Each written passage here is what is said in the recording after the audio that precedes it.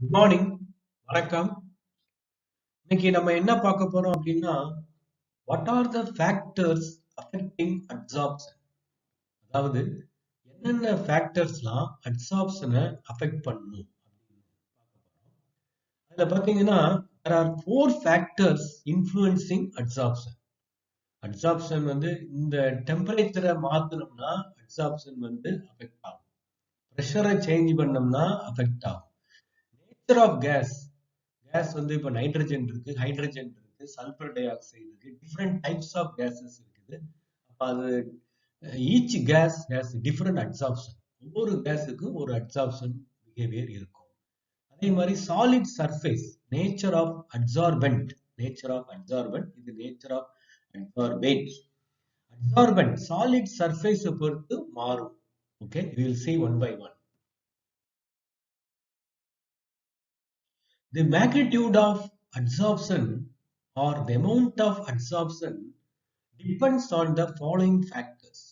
அதாவது எவ்வளவு case absorb ஆகுது அது எதை பொறுத்துலாம் இருக்குது அப்படின்னு பார்த்தீங்கன்னா இந்த ஃபாலோயிங் ஃபேக்டர்ஸை பொறுத்து இருக்குது.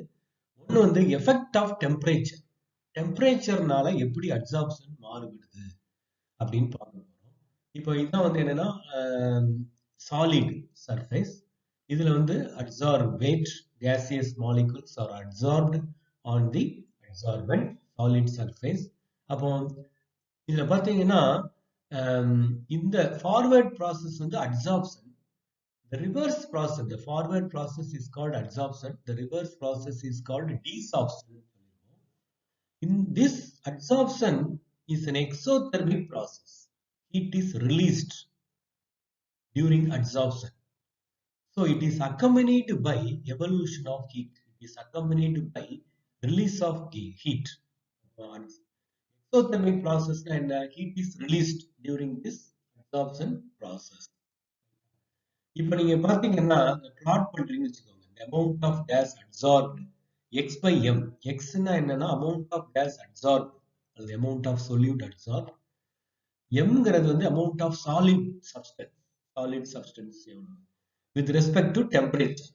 இப்போ பாத்தீங்கன்னா at constant pressureல வந்து டெம்பரேச்சரை கூட்ட கூட்ட என்ன ஆகுதுன்னா டீசாப்ஷன் நடக்குது. டெம்பரேச்சரை கூட்ட கூட்ட அட்சாப்ஷன் வந்து குறைஞ்சிக்கிட்டே போகுது. The absorption decreases with the increase in temperature. Okay, at constant isobarனா என்ன அப்படின்னா ஐசோனாலே கான்ஸ்டன்ட், பார்னா pressure, constant pressure. அப்போ this is called absorption isobar. Okay, we'll study further. X by m is the amount of gas absorbed per unit mass of the adsorbent. Per unit mass of the adsorbent. அதாவது நீங்க பாத்தீங்கன்னா இப்போ according to லீச்சார்ட்லியர்ஸ் principal படி பாத்தீங்கன்னா இப்போ நம்ம increase in whenever a system is in equilibrium is disturbed. ஒரு equilibrium system இருக்குது. This is an equilibrium system. ரெண்டுமே நடந்துகிட்டே இருக்கும். ரைட்டா? அது வந்து ஈக்லிபிரியத்துல இருக்குது. அப்போ லீச்சார்ட்லியர் பிரின்சிபலை நம்ம அப்ளை பண்ணலாம். லீச்சார்ட்லியர் பிரின்சிபல் என்ன சொல்லுது அப்படின்னா when a system, when an equilibrium system is disturb பண்ணோம்னா அது எந்த சைடு ஏதாவது ஒரு சைடு போகும். so that the effect is nullified. நம்ம ஏற்படுத்தின சேஞ்ச் வந்து nullified. அதை வந்து கரெக்ட் பண்ணி. இப்போ உதாரணத்துக்கு நம்ம வந்து இப்போ அக்கார்டிங் டு லீச்சார்ட்லியர்ஸ் பிரின்சிபல் நம்ம டெம்பரேச்சரை கூட்டுறோம், இன்க்ரீசிங் டெம்பரேச்சர். ஆனா பாத்தீங்கன்னா இந்த forward process heat is released. அப்ப என்ன செய்யணும்னா ஹீட் வந்து ஏற்கனவே ரிலீஸ் ஆகுது, நம்ம வேற கொடுக்குறோம். அப்போ நல்லிஃபை ஆகணும் அப்படின்னா அது என்ன ஆகணும், அந்த இது எஃபெக்ட் வந்து நல்லிஃபை ஆகணும்னா ரிவர்ஸ் டைரக்ஷனுக்கு வரணும். அப்போ இன்க்ரீசிங் டெம்பரேச்சர் கூட்டணும்னா because it is an exothermic process, the reverse process is favored. அப்போ ரிவர்ஸ் ப்ராசஸ் தான் நடக்கும். Increasing temperature favors the reverse process, therefore decreases the adsorption. So increasing temperature decreases the adsorption. This is in accordance with the Lee-Chartlier's principle. Okay. அடுத்து effect of pressure. What is the effect of pressure on absorption? இப்போ பார்த்தீங்கன்னா absorption of gas molecules decreases the pressure. இப்போ நீங்க பாருங்க, இந்த ஒரு வெசல்ல வந்து solid உள்ள கொஞ்சம் எடுத்து போட்டுட்டு கேஸ் இருக்குது. கேஸ் அப்சார்ப் ஆக ஆக இங்க என்ன ஆகும்னா பிரஷர் குறையும். அப்போ பிரஷர் வந்து என்ன செய்யுது? குறையுது. அப்போ absorption of gas molecules decreases the pressure of the system. Decreases the pressure of the system. அப்போ நீங்க பாத்தீங்கன்னா according to Le Chatelier's principle நான் பிரஷரை கூட்டுறேன் ஆனா டிக்ரீசிங் பிரஷர் ஃபார்வர்ட் டைரக்ஷன்ல வந்து பிரஷர் குறையுது. அப்போ வந்து நல்லிஃபை ஆகுது. இன்க்ரீஸ் இன் பிரஷர் வந்து என்ன ஆகுது? குறையுது. அப்போ increase in pressure favours the absorption. அப்போ increasing pressure increases the absorption of. அப்போ இதை வந்து நம்ம this is plotted shown in the figure. இப்போ வந்து இதுல வந்து அப்சார்ப்ஷன் ஐசோதெர்ம் சொல்றோம். ஏன்னா this is plotted at the variation of x by m with the increase in pressure is plotted at constant temperatureங்கிறதுனால ஐசோனாலே என்னதுன்னா கான்ஸ்டன்ட், தெர்ம்னா டெம்பரேச்சர், கான்ஸ்டன்ட் டெம்பரேச்சர்ல பிளாட் பண்ணிருக்கோம். So according to Le Chatelier's principle, increase in pressure increases the absorption. Okay. Let us study absorption isothermனா என்ன? ஏன்னா நம்ம போன இதுல பார்த்தோம், டீடைலா பார்க்கல. We'll study in detail what is called absorption isotherm, what is called Freundlich absorption isotherm. Okay, first பாத்தீங்கன்னா இப்போ நம்ம என்ன செய்யறோம்னா கான்ஸ்டன்ட் ஒரு டெம்பரேச்சர், இப்போ உதாரணமா T1 எடுத்துக்கணும். Constant temperature, at constant temperature, variation of x by m with the pressure is plotted known as absorption isotherm. Each curve is called absorption isotherm. ஒவ்வொரு கர்வும் ஒரு பர்டிகுலர் டெம்பரேச்சர்ல பிளாட் பண்றதுனால டெம்பரேச்சர் மாறல. இது பாத்தீங்கன்னா T1 வந்து அப்சார்ப்ஷன் அதிகமா இருக்கு. அப்சார்ப்ஷன் வந்து அதிகமா இருக்கு. x by m. x by m is the amount of gas absorbed. இது அதிகமா இருக்கு. இங்க பாருங்க குறைவா இருக்கு. அப்போ டெம்பரேச்சர் குறைவா இருந்தாதான் உங்களுக்கு என்ன இருக்கும்? அப்சார்ப்ஷன் அதிகமா இருக்கும். ஏற்கனவே போன இதுல பார்த்தோம். அப்போ வந்து என்ன அர்த்தம் அப்படின்னா T3 is greater than T2 than T1. அப்போ what is absorption isotherm? At constant temperature, the variation of absorption of the gas molecules with the increase in pressure is plotted is known as absorption isotherm.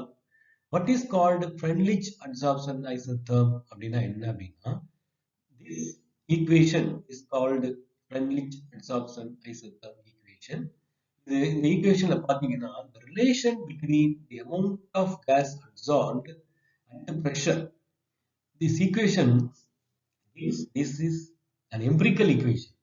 This is an empirical equation obtained by experiment, obtained by carrying out the experiment. அதாவது this is an empirical equation என்ன அப்படின்னா எக்ஸ்பெரிமெண்டலா கிடைக்கக்கூடிய. நீங்க பாத்தீங்கன்னா இதை நீங்க absorption பிரஷரை கூட்ட அப்சார்ப்ஷன் கூடுது, ரைட்டா? To the power n. இதுல k and n are constants. k and n are constant. Freundlich absorption isotherm gives the relationship between the amount of absorption or the magnitude of absorption and the pressure of the adsorbate. Pressure of the adsorbate is expressed. This equation is expressed mathematically by an empirical or experimental. This is an experimentally obtained equation, therefore called empirical equation நம்ம சொல்லுவோம். போன ஸ்லைட்ல என்ன பார்த்தோம்னா absorption isotherm பார்த்தோம். இங்க பாத்தீங்கன்னா isobar அப்படின்னா என்ன அர்த்தம்னா, பார்னா என்னதுன்னா ஐசோன்னா கான்ஸ்டன்ட், பார்னா பிரஷர். At constant pressure. அப்போ பிரஷர் கான்ஸ்டன்டா வச்சுக்கிட்டு நம்ம என்ன செய்யறோம்? Constant pressure the variation of absorption with the increase in temperature is plotted, is expressed graphically, known as absorption isobar. This graph is called absorption isobar அப்படின்னு சொல்லுவாங்க. இது வந்து என்ன பாத்தீங்கன்னா with the increasing temperature the absorption decreases. நம்ம ஏற்கனவே பார்த்தோம். அடுத்து பாத்தீங்கன்னா அப்சார்ப்ஷன் ஐசோஸ்டர். அப்சார்ப்ஷன் ஐசோஸ்டர்னா என்ன அப்படின்னா, முதல் கிராஃப்ல என்ன பார்த்தோம் அப்படின்னா கான்ஸ்டன்ட் டெம்பரேச்சர் பார்த்தோம், ஐசோதெர்ம். இதுல ஐசோபார் கான்ஸ்டன்ட் பிரஷர். இங்க வந்து for fixed x by m, x by m fix பண்ணிடுறோம். அப்போ ஃபார் ஃபிக்ஸ்டு அப்சார்ப்ஷன், ஒரு குறிப்பிட்ட அப்சார்ப்ஷனுக்கு for at constant absorption the variation of temperature with the pressure for fixed amount of absorption is plotted, is expressed graphically, known as absorption isoster. Absorption isoster நம்ம சொல்றோம். ரைட்டா? முதல் கேஸ்ல வந்து கான்ஸ்டன்ட் டெம்பரேச்சர் 3 ஃபேக்டர் தான் பாத்தீங்கன்னா, ஒன்னு வந்து பிரஷர், இன்னொன்னு டெம்பரேச்சர், இன்னொன்னு வந்து அப்சார்ப்ஷன். 3. அப்போ ஃபர்ஸ்ட் கேஸ்ல டெம்பரேச்சரை கான்ஸ்டன்டா வச்சு நம்ம எக்ஸ் பை எம் வெர்சஸ்